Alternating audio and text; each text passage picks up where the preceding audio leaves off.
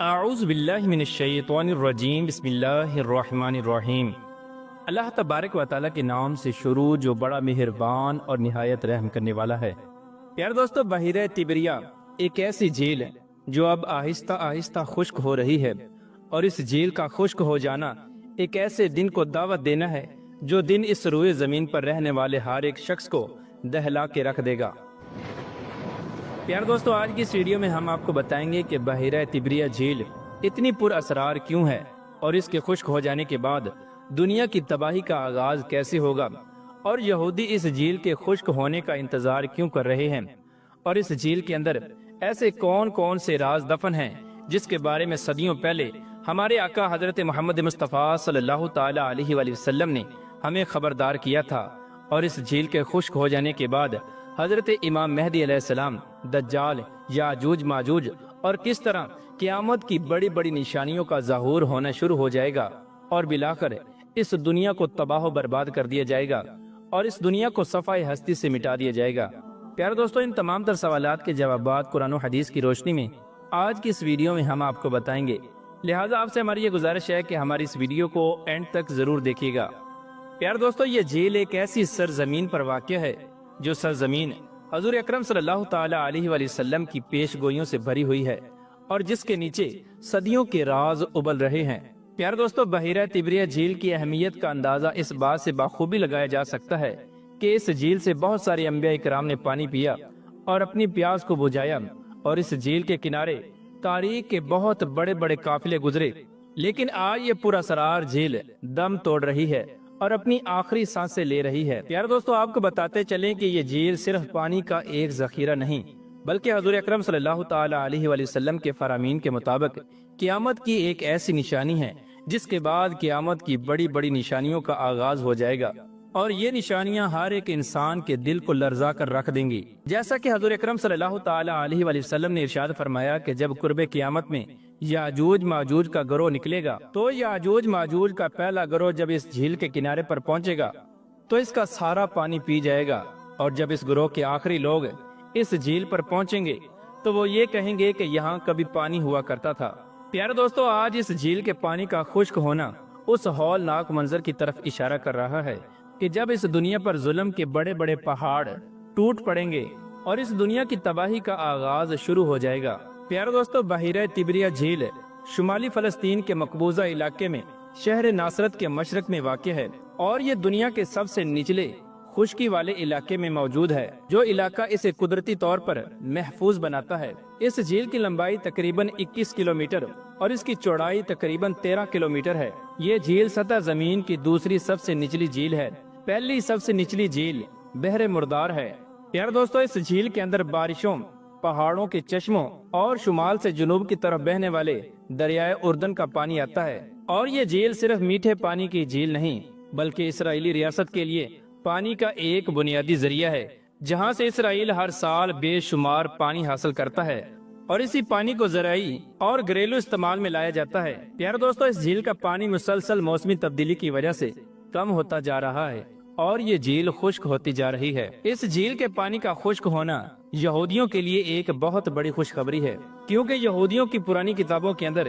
اس جھیل کے خشک ہونے کا تعلق مسیح دجال کے ظہور کے ساتھ ہے، یعنی ان کا یہ ماننا ہے کہ جیسے ہی یہ جھیل خشک ہوگی تو ان کا نجات دہندہ یعنی مسیح دجال اس دنیا کے اندر ظاہر ہو جائے گا، اور یہودیوں کے نزدیک اس جھیل کا خشک ہونا خدا وند کا دن یعنی آخری جنگ کے قریب ہونے کی نشانی ہے۔ یار دوستو، آپ کو بتاتے چلیں کہ یہودیوں کے مذہبی پیشوا ہر سال اس جھیل کے پانی کو چیک کرتے ہیں اور اس کی سطح کی پیمائش کرتے ہیں، اور اس جھیل کو آنے والی کائناتی تبدیلیوں کی پیش گوئی کا ذریعہ سمجھتے ہیں۔ پیارے دوستو، یہودیوں کا یہ ماننا ہے اور ان کا یہ عقیدہ ہے کہ جیسے ہی بحیرہ تبریہ یہ جھیل خشک ہو جائے گی تو اس کے بعد ان کا مسیحا دجال اس دنیا کے اندر ظاہر ہو جائے گا، جس کی مدد سے یہ یہودی قوم پوری دنیا پر غلبہ حاصل کر لے گی، اور ایک بار پھر یہ قوم پوری دنیا پر حکومت کرے گی۔ پیارے دوستو، اس جھیل کی اہمیت کا اندازہ اس بات سے بھی لگایا جا سکتا ہے کہ جب حضور اکرم صلی اللہ تعالی علیہ وآلہ وسلم نے قیامت کی سب سے خوفناک نشانی یاجوج ماجوج کا ذکر کیا تو ان کے ساتھ اس جھیل کا بھی ذکر فرمایا، یعنی یہ جھیل وہ پہلا مقام ہوگا جہاں سے یاجوج ماجوج گروہ گزرے گا اور اس کا سارا پانی پی جائے گا۔ اور اس حدیث سے اس بات کا بھی اشارہ ملتا ہے کہ بحیرہ تبریہ اس مقام سے زیادہ دور نہیں جہاں یاجوج ماجوج قوم آج قید ہے اور قرب قیامت میں جہاں سے یہ قوم ظاہر ہوگی۔ پیارے دوستو، بحیرہ تبریہ کا خشک ہو جانا اگرچہ قیامت کی بڑی نشانیوں میں سے کوئی ایک بڑی نشانی نہیں، لیکن یہ قیامت کی چھوٹی نشانیوں میں سے ایک ایسی خاص نشانی ہے کہ جس کے بعد پے در پے قیامت کی بڑی نشانیوں کا ظہور ہونا شروع ہو جائے گا۔ پیارے دوستو، حضور اکرم صلی اللہ تعالی علیہ وآلہ وسلم نے ارشاد فرمایا کہ قیامت اس وقت تک قائم نہ ہوگی جب تک کہ تم یہ 10 بڑی نشانیاں نہ دیکھ لو۔ نمبر 1، حضرت امام مہدی علیہ السلام کا اس دنیا میں تشریف لانا۔ نمبر 2، دجال کا ظہور۔ اور نمبر 3، حضرت عیسیٰ علیہ السلام کا نزول۔ اور نمبر 4، یاجوج ماجوج قوم کا خروج۔ اور نمبر 5، دخان۔ اور نمبر 6، سورج کا مغرب سے طلوع ہونا۔ اور نمبر 7، دابۃ الارض اور زمین میں دھنس جانے کے 3 بڑے واقعات۔ اور نمبر 10، ایک ایسی آگ کا ظاہر ہونا جو لوگوں کو ہانکتے ہوئے میدان محشر میں لے جائے گی۔ پیارے دوستو، آج کا زمانہ یہ وہ زمانہ ہے کہ جس دور کے اندر قیامت کی تقریباً تمام چھوٹی نشانیاں مکمل ہو چکی ہیں اور صرف چند ایک ایسی چھوٹی نشانیاں باقی ہیں کہ جن کا ظہور ابھی ہونے والا ہے۔ قیامت کی ان چھوٹی نشانیوں کے ظہور کے بعد جب قیامت کی بڑی نشانیوں کا ظہور ہونا شروع ہو جائے گا تو قیامت کی بڑی نشانیوں میں سے کچھ نشانیاں ایسی ہیں کہ جن کے ظہور کے بعد اس دنیا میں رہنے والے ہر ایک انسان پر توبہ کا دروازہ بند ہو جائے گا اور کسی بھی انسان کی توبہ کو قبول نہیں کیا جائے گا۔ اور ان نشانیوں کے ظہور کے بعد کافر ہمیشہ ہمیشہ کے لیے کافر رہے گا اور مسلمان ہمیشہ ہمیشہ کے لیے مسلمان رہے گا، جیسا کہ حضور اکرم صلی اللہ تعالی علیہ وآلہ وسلم نے ارشاد فرمایا کہ 3 چیزیں ایسی ہیں کہ جن کے بعد ایمان قبول نہیں کیا جائے گا۔ نمبر 1، سورج کا مغرب سے طلوع ہونا۔ اور نمبر 2،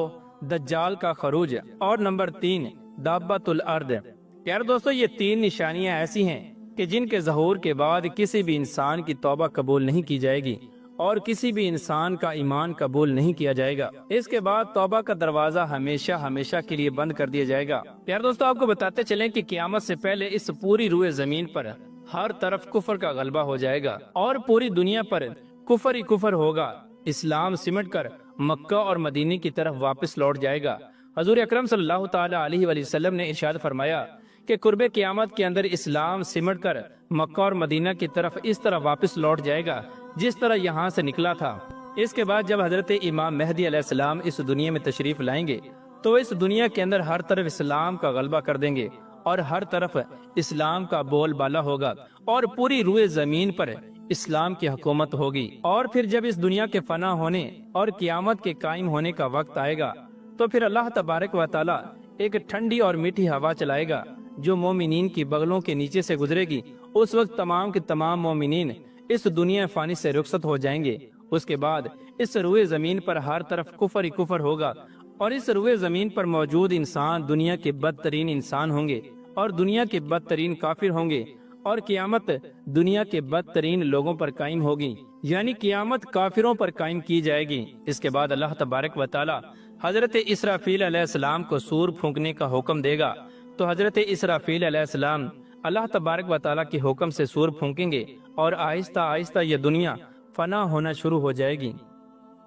اور اس دنیا میں موجود ہر ایک چیز کو فنا کر دیا جائے گا۔ اس وقت اللہ تبارک و تعالی کی ذات کے علاوہ اس پوری کائنات کے اندر کوئی بھی ذات، کوئی بھی مخلوق، کوئی بھی چرند پرند موجود نہ ہوگا۔ اس وقت صرف اور صرف اللہ تبارک و تعالی کی پاکیزہ ذات موجود ہوگی۔ اس کے بعد اللہ تبارک و تعالی جب چاہے گا تو دوبارہ سے حضرت اسرافیل علیہ السلام کو زندہ کرے گا اور دوبارہ سے سور پھونکا جائے گا اور پھر دوبارہ سے تمام تر مخلوقات کو زندہ کیا جائے گا اور پھر اس کے بعد تمام تر لوگوں کے حساب و کتاب کا سلسلہ شروع ہو جائے گا۔ جن لوگوں نے اللہ تبارک و تعالیٰ کے حکم کے مطابق زندگی گزاری ہوگی تو اللہ تبارک و تعالیٰ ان لوگوں کو جنت میں جگہ عطا فرمائے گا، اور جو لوگ ساری زندگی اللہ تبارک و تعالیٰ کی نافرمانیاں کرتے رہے اور کفر کو خوش کرتے رہے اور اہل کفر کی میت اختیار کرتے رہے، بروز قیامت یہ لوگ ذلیل و رسوا ہوں گے اور کافروں کے ساتھ ان کا حشر ہوگا اور اللہ تبارک و تعالیٰ ایسے لوگوں کو گھسیٹ کر جہنم میں ڈال دے گا جو سب سے برا ٹھکانہ ہے۔ اللہ تبارک و تعالیٰ سے دعا ہے کہ اللہ تبارک و تعالیٰ ہمیں نیک اعمال کرنے کی توفیق عطا فرمائے اور ان تمام تر برائیوں سے ہمیں بچائے جن برائیوں کے اندر مبتلا ہو کر پہلی قومیں ہلاک ہوئیں اور اللہ تبارک و تعالیٰ کے عذاب کی مستحق قرار پائیں۔ اللہ تبارک و تعالیٰ سے دعا ہے کہ اللہ تبارک و تعالیٰ ہمیں بروز قیامت اپنے محبوب ترین بندوں میں شامل فرمائے اور قیامت کے دن اپنے عرش کا سایہ نصیب فرمائے اور اپنے پیارے حبیب حضرت محمد مصطفیٰ صلی اللہ تعالی علیہ وآلہ وسلم کا جنت میں پڑوس نصیب فرمائے۔